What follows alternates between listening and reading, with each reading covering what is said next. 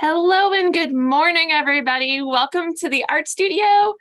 My name is Allison Jensen, and I'm the owner of Orange Easel School of Art, and it is time for our Monday morning weekly video update to talk about what's going on in our classes, in our studio, for my families who want to know. So this is a chance for you to kind of peek into those classes. I've got art examples to share with you so you can see some of the in-progress work that is happening, and we'll talk about what they did last week and then what the steps are for this week.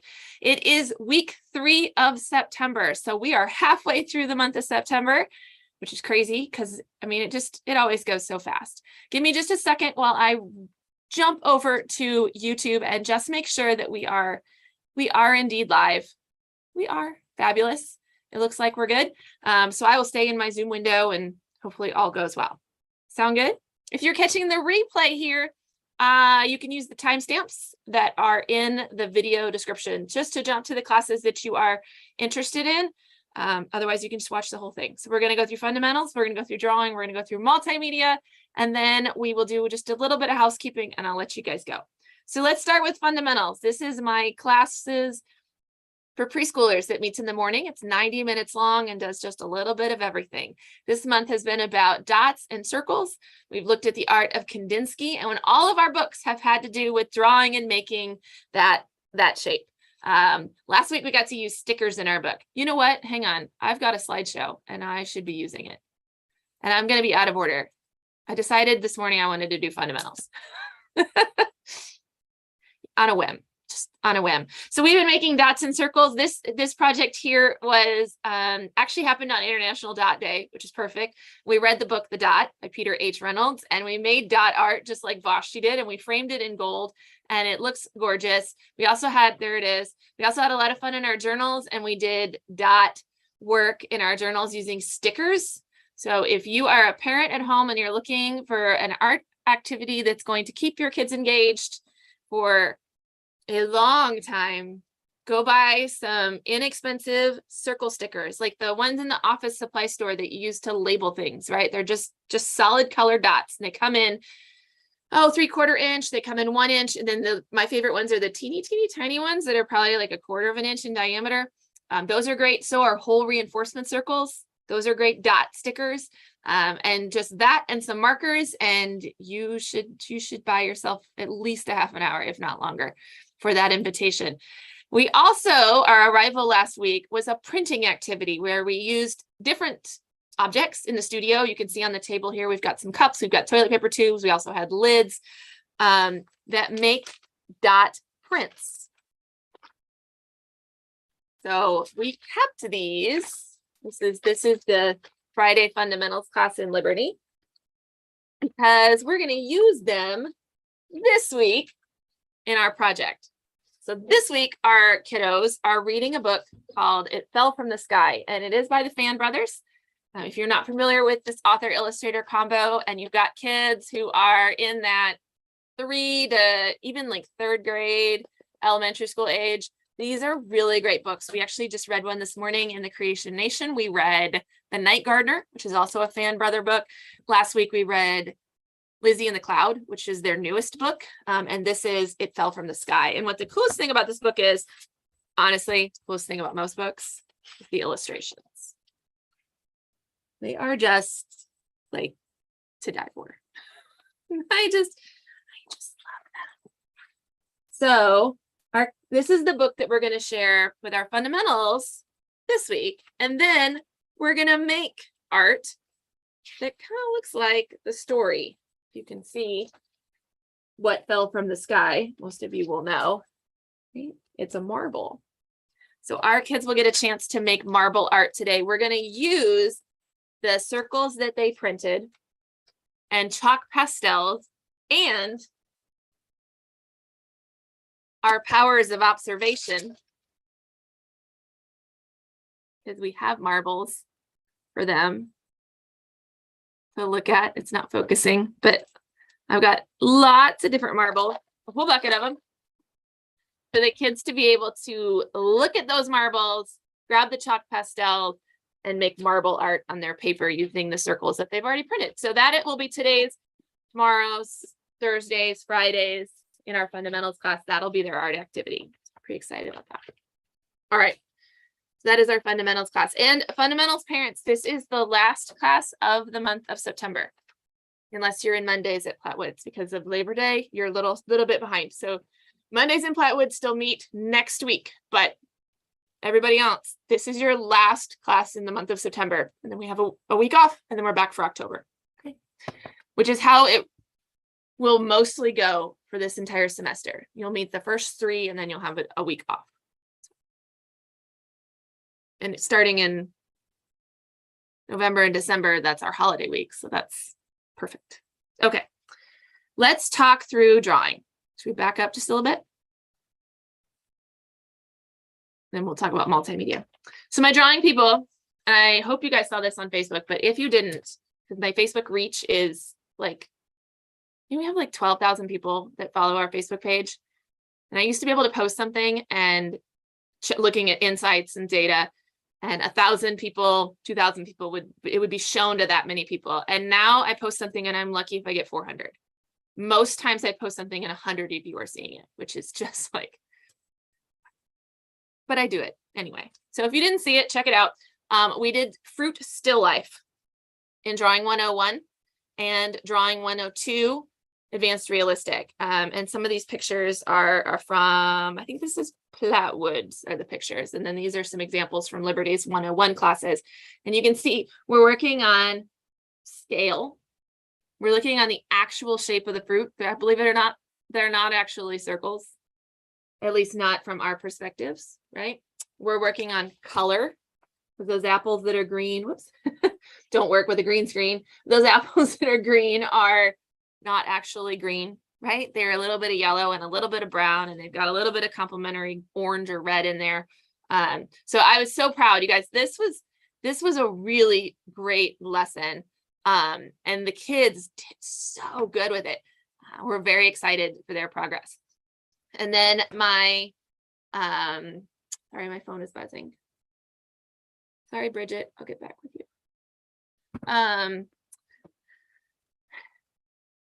Throws me off as soon as, yeah, focus. All right, the drawing 102 classes, they did comic style drawing with figures and movement. So this was an example that I pulled because it's at Plattwood, so I can't pull their actual journal. But thankfully, Miss Max sends great pictures. But you can see they've set up the drawing mannequin into a position and so that it looks like this person is falling, and then turned it into this amazing drawing from the right perspective and the right scale and the right proportions. That foreshortening of that front leg is really tricky. So proud of these artists. Again, this is a benchmark lesson. This is letting us know where they're at. It's also going to help us when we redo this lesson in April to show their growth. So good with them. Okay, this coming week in classes, let me get it right. My drawing 101s and my drawing 102 advanced realistic are going to have the mirrors out and they're going to do a self-portrait.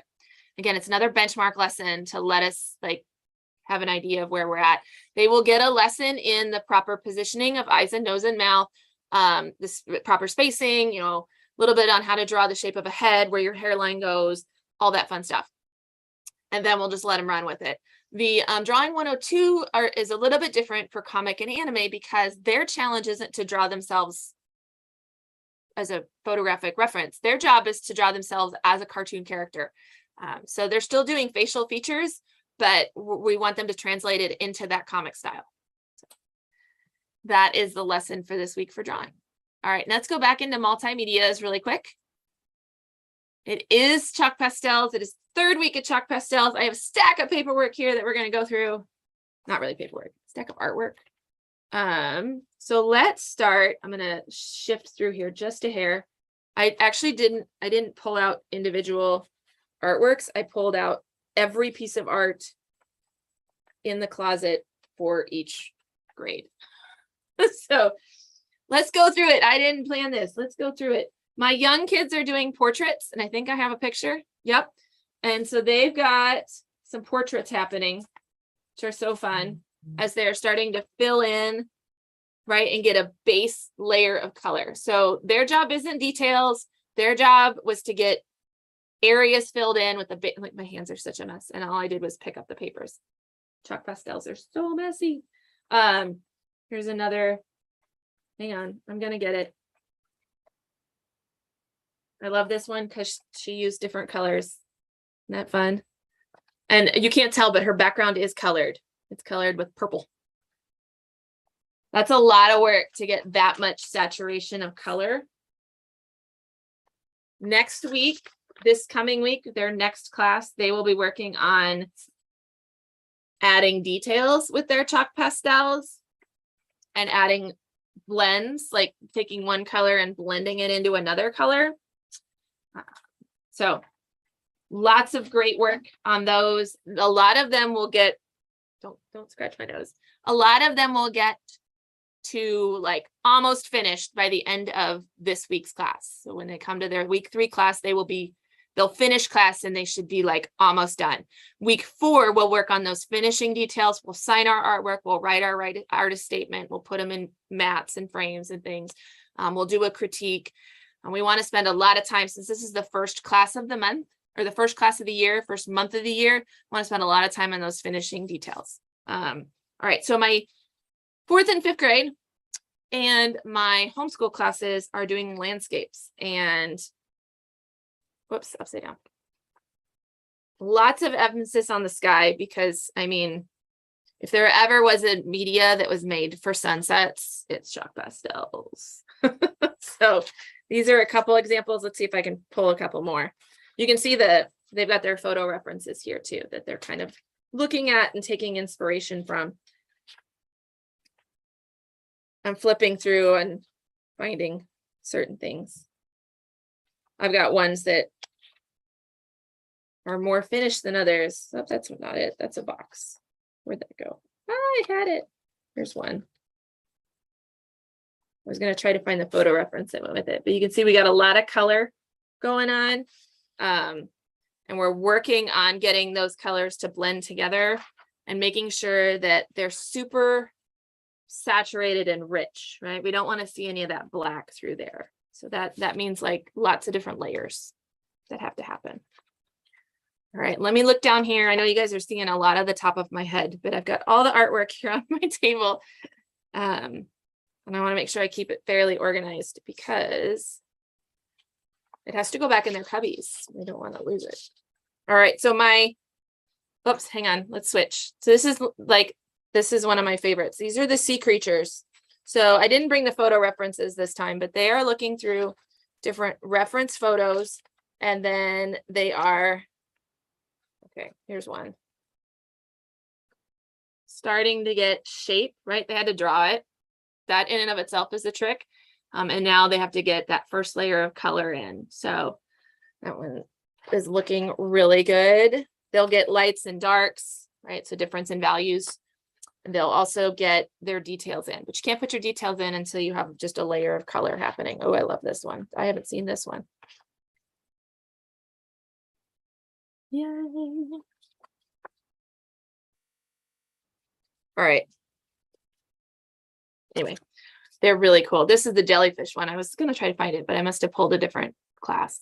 So, all right. So we've been through all of our slideshows. My multimedia people, they are going to be working on just that next layer. So, you know, the lesson is pretty much done. We've done the lesson on how to do the chalk pastels. They've got their project started. At this point, they come into class, grab their project, and it's pretty much just work time.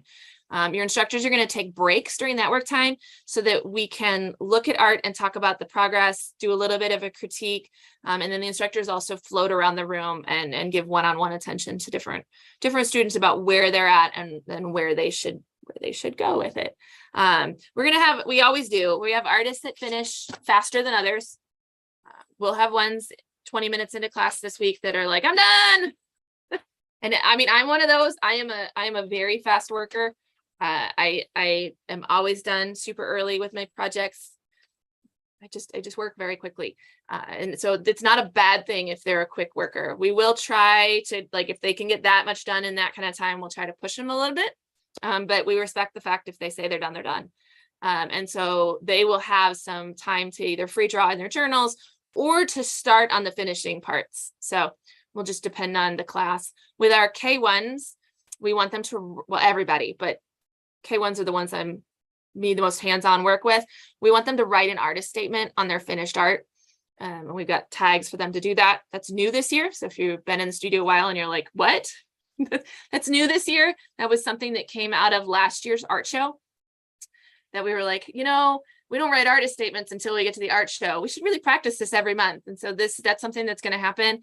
We understand that a lot of our K1s are pre-writers or learning to write, learning to spell, learning to take what's in their brain and put it into, a written form. So they'll get a lot of like hands-on help with either one of our instructors or our teen helpers to help them write all that out.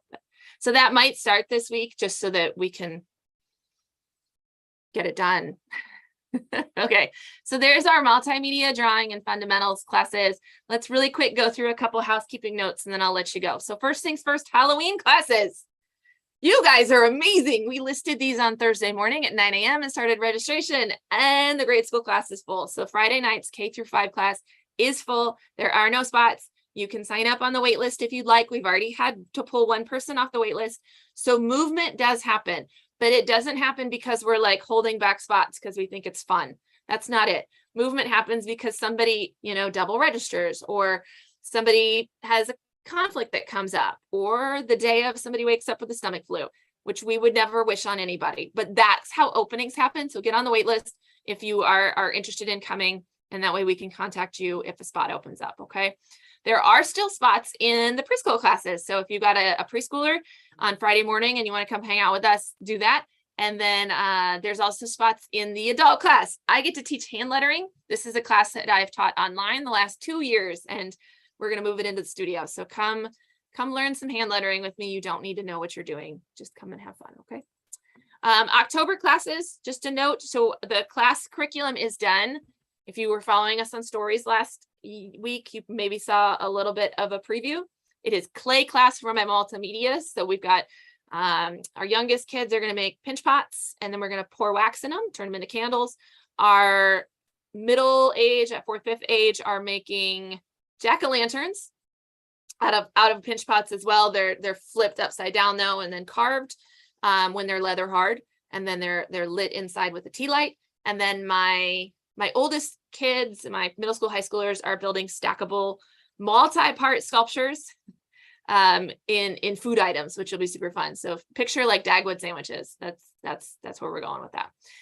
And then of course, drawing classes, the curriculum's done. You guys, the theme for that month is Halloween. So everything is like a spooky theme. We've got charcoal reductive drawing from bat photographs, which are really, really creepy and cool.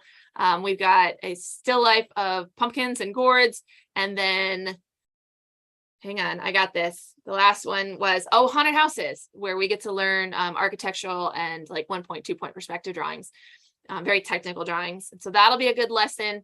And then our comic kids, they start their kind of breakdown of the body. So they will actually dig into the figure and work on that for the entire month. If you are not coming back for October because soccer is going to interfere with it, or you found out that, my little kindergartner needs to sleep on Monday nights and not come to class, I get it. Just let us know. We would like to know by tomorrow. Tomorrow is the 20th. I do have a long list of people on the wait list that would take your spot. So if you're not coming back, please tell us. Okay. All right. And then if you could save the date, we've got a couple dates I want to tell you. And of course I am not ready. So I'm stalling while I'm typing my dates in here. I'm going to give you the date for those of you who are October artists. I want you to save the date for Sunday, October 16th from 5 to 6:30 for our all studio fall party. That is listed in the special events on the webpage. So you don't have to remember it, but just mark it on the calendar. Okay. So the evening of the 16th, we'd love to have you hang out with us. There's no cost. You have to be a student though, and a student's family. So mom, dad, brother, sister, welcome to come. Okay. And then the other thing to mark on your calendar, if you could, is our art show. And that is going to be all the way in April, but I want to make sure that we get it marked on people's calendars. So that is is it a Sunday? Let me look. I think it's a Sunday. We usually do them on Sundays. There it is. Sunday, April 23rd. So Sunday, April 23rd, mark your calendar. It will be in the evening at some point in time. We have discussed in length what we want the art show to be. We know we want it big. And so we are considering another venue that is not in the studios, because we would like to recognize more of our students. So we want to be able to have some sort of auditorium or, I don't know, space where everyone can be comfortable and can sit, and we can recognize like our kids that are graduating from fundamentals into kindergarten classes, and our kids that are graduating from, you know, 5th grade into a middle school class. We can recognize, of course, our teens that help us throughout the year. We want to be able to recognize, obviously, the awards that we do for the show, but there are other amazing things like that we would like to be able to call the kids up and really spend some time celebrating them and their accomplishments. We don't get to do that because, especially in Liberty, we don't have room. We love it. Everybody comes to the art show and we are like packed in like sardines. So we are looking at other venues, and then both studios would do their show together, and we would recognize everybody. So just mark the date. It may not happen. I have been in contact. It's just a matter of finding the right space and that for the right amount of money. That too. So I'll see what I can find. If anyone has any leads on spaces, that would be amazing. It also has to be a space that's okay with me hanging artwork. That's probably the deal breaker. All right. I think that's it. Those are all of my notes. So if you guys need anything from me, one last thing. I sent some emails last week to some of my parents, and if you got an email from me that was subject line just checking in, don't freak out. Okay. This is new this year. We have a staff meeting every Friday, the whole team, Liberty Flatwoods, and the teachers get a chance to talk back and forth about what's going on in their class, or how the lesson went, or this particular student and how their experience was, or what we thought their experience was, because it's all just our perception, right? And sometimes we get the impression that somebody is really struggling, or somebody is not enjoying classes, or, and then we work through it on our end. This is not new that we have these discussions. But what is new is I reached out to parents. So if your child was mentioned as a like, hey, they seem to really struggle this week, you might have gotten an email from me that said, I just want to check in and see how so-and-so is feeling. Because what I don't want to have happen is, there was nothing wrong. There wasn't like, oh my God, we have to fix this. I just wanted to open a dialogue because what I don't want to have happen, maybe they were fine. Maybe they had a really bad day at school, or they were just having one of those days. I have days where sometimes I just can't draw anything. Like it just does not work. These muscles are tired. And that's okay. But I don't want it to go on and on and on and on and on. And then for somebody to feel defeated and quit. Like that's not cool. That's not why we're here. So if we got an impression like that, or if we felt like, I don't know, anything, we reached out on week 2, and we're going to continue to do that. So if you get an email from me that's like that, please don't freak out. I want to be a lot more intentional on how we open up dialogue between parents and kids. So like, for instance, I plan on being here on Thursday evening to observe a little bit, because we've got some dynamics that we want to work through, or we've got, I just want to touch base with some of the kids. And so again, if you get an email from me, don't freak out.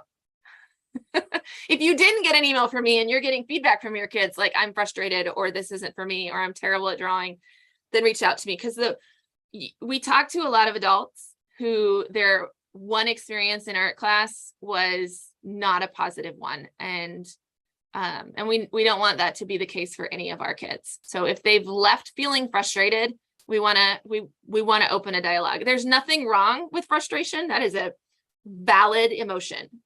And there's nothing wrong with tackling hard things, and we can do hard things. It's just a matter of setting or reframing what the expectation is.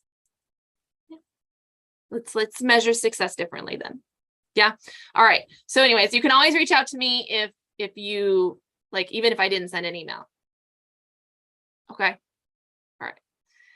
Now that's it. Now we're done. Have a wonderful rest of your third week of September, everybody, and I will chat with you next week. I have to always find where I end this. Why do I never know? There's the live end stream. Found it. It's not on the Zoom window. That's what throws me off. Bye, everybody.